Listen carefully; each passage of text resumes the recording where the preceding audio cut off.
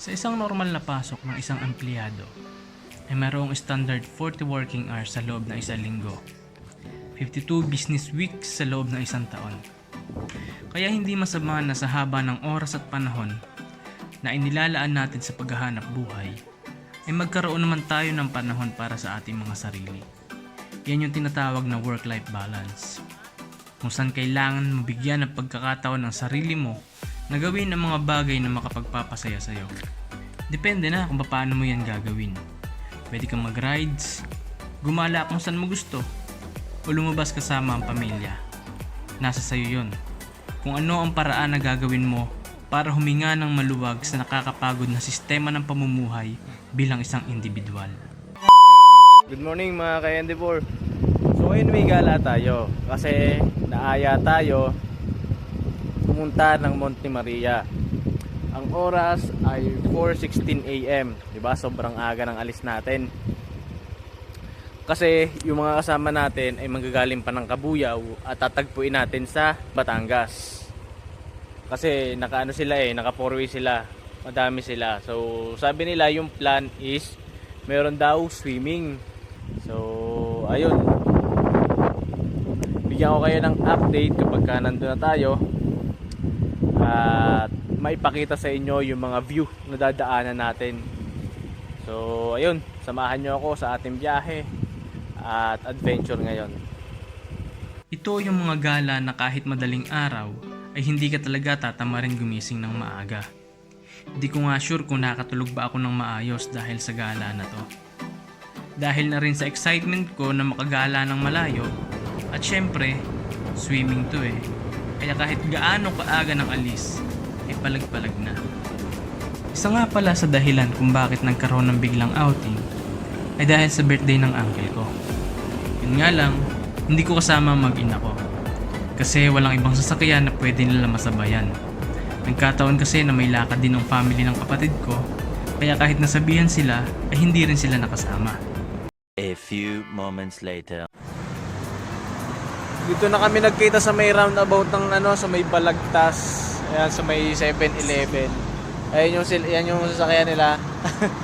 Ayan, kukonvoy na lang tayo sa kanila. Dito na nga ako nagsimulang kumonvoy sa kanila hanggang sa destinasyon namin. Medyo mahaba talaga ang biyahe, kaya kahit sobrang aga ng alis namin ay inabutan pa rin kami ng sikat ng araw.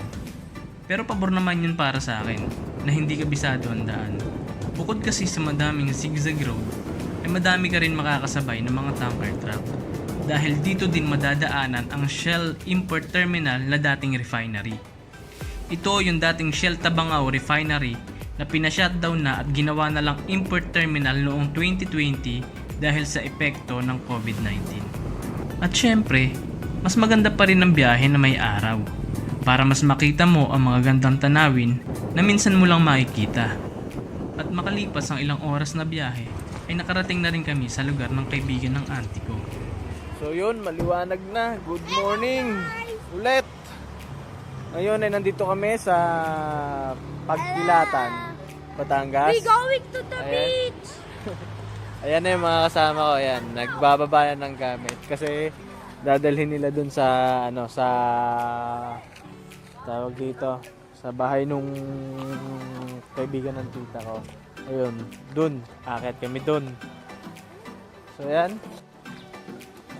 May dala tayong cake.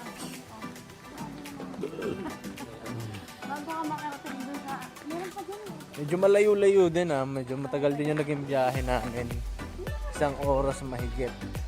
Pero ganda ng daan. So yan. Dito daw mag-overnight. Ako kasi hindi pwede overnight. Uwian. Bless mo. Ayan. Pasok tayo sa bahay.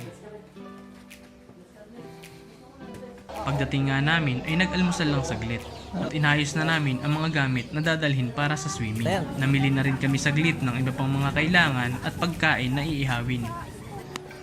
So yan, ready na tayo, naka-prepare na. Nakapag-bihis na rin, nagpagpalit na tayo ng short at nanghiram tayo ng tsinelas. Kasi wala akong tsinelas. So yan, lalarga na.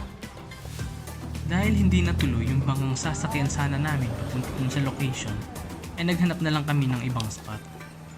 Pero kailangan namin maglakad ng konting oras at magbitbit ng mga dala naming gamit. Kaya kahit may kanya-kanya kaming dala, kahit medyo mahirap ang daan, ay walang makakapigil sa excitement na makarating kami sa aming pupuntahan.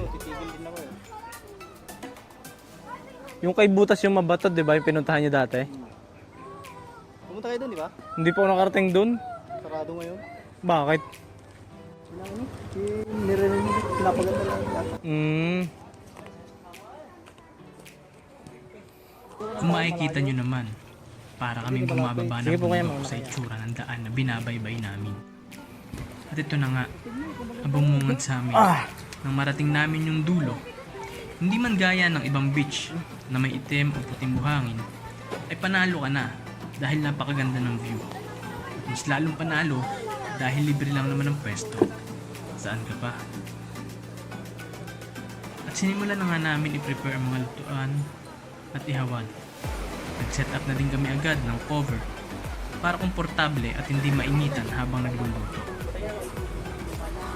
Sinet up na din namin ang tent.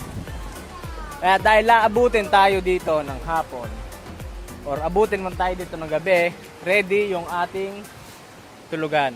So yan, tinayo na ng ating mga engineer, ang tent.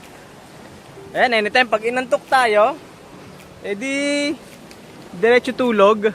Ayan o. Aba, siyempre.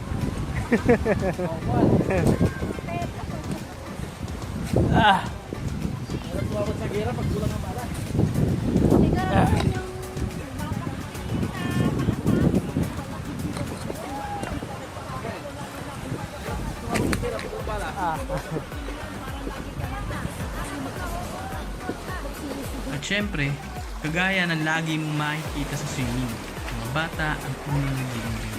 Madami pang naganap, kaya para mas feel natin ang vibes ng gala na to, maestro, pasok!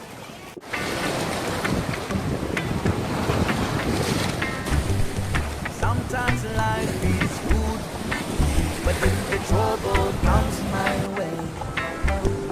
But whatever happens, Lord, I thank you for this day. And when I'm feeling trouble, lift my hands and pray that you will be there in the rain or sun. Oh, it's a beautiful day. I don't want to act too high and mighty, 'cause tomorrow I'll be falling down on my face. Lord, I thank you for sunshine, thank you for rain, thank you for joy, thank you for pain. It's a beautiful day, it's a beautiful day. Lord, I thank you for sunshine.